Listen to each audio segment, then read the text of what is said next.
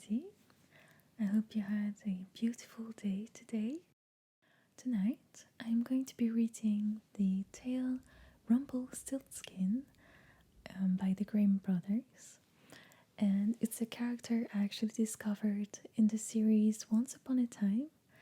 He's quite despicable, but you get to like him, I think, by the end of it.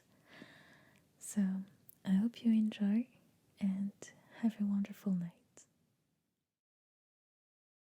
In a certain kingdom, once lived a poor miller who had a very beautiful daughter. She was moreover exceedingly shrewd and clever, and the miller was so vain and proud of her that he one day told the king of the land that his daughter could spin gold out of straw.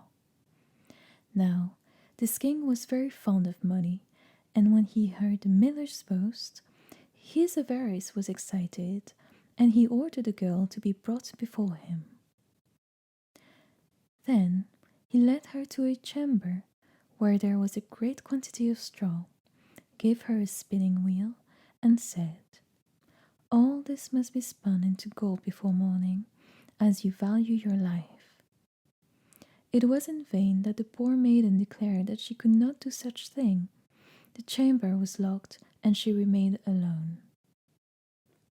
She sat down in one corner of the room and began to lament over her hard fate, when on a sudden the door opened and a droll-looking little man hobbled in and said, "Good morrow to you, my good lass.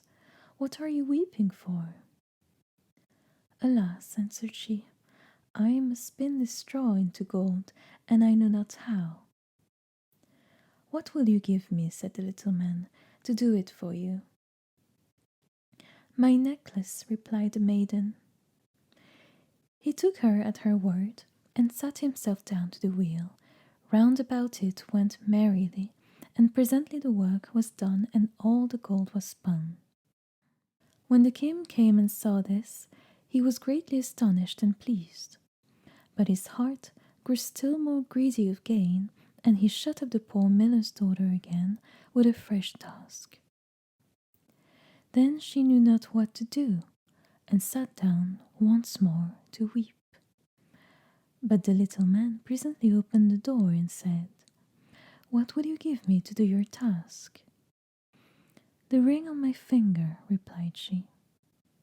So her little friend took the ring and began to work at the wheel, till by the morning all was finished again.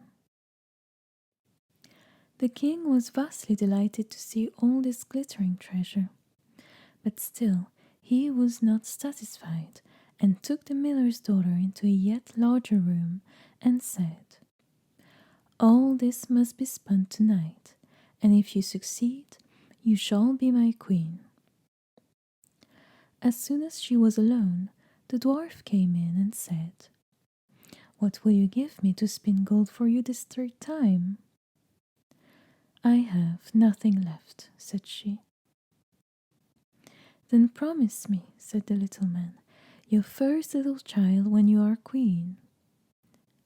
"That may never be," thought the miller's daughter, and as she knew no other way to get her task done, she promised him what he asked, and he spun once more the whole heap of gold.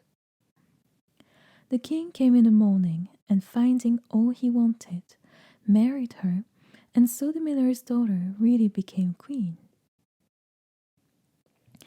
At the birth of her first little child, the queen rejoiced very much, and forgot the little man and her promise. But one day he came into a chamber, and reminded her of it. Then she grieved sorely at her misfortune, and offered him all the treasures of the kingdom in exchange, but in vain, till at last her tears softened him, and he said, "I will give you 3 days' grace, and if during that time you tell me my name, you shall keep your child." Now the queen lay awake all night, thinking of all the odd names that she had ever heard, and dispatched messengers all over the land to inquire after new ones. The next day the little man came, and she began with Timothy, Benjamin, Jeremiah, and all the names she could remember. But to all of them he said, "That's not my name." The second day she began with all the comical names she could hear of: Bandy-legs, Hunchback, Crookshanks, and so on. But the little gentleman still said to every one of them, "That's not my name." The third day came back one of the messengers and said, "I can hear of no other name, but yesterday, as I was climbing a hill among the trees of the forest, where the fox and the hare bid each other good night, I saw a little hut, and before the hut burnt a fire, and round about the fire danced a funny little man upon one leg and sang, 'Merrily the feast I'll make. Today I'll brew, tomorrow I'll bake. Merrily I'll dance and sing, for the next day will a stranger bring. Little does my lady dream, Rumpelstiltskin is my name.'" When the queen heard this, she jumped for joy, and as soon as her little visitor came and said, "Now, lady, what is my name?" "Is it John?" asked she. "No." "Is it Tom?" "No." "Can your name be Rumpelstiltskin?"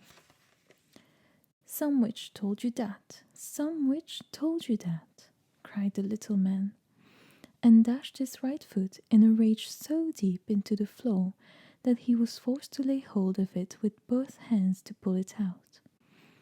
Then he made the best of his way off, while everybody laughed at him for having had all his trouble for nothing.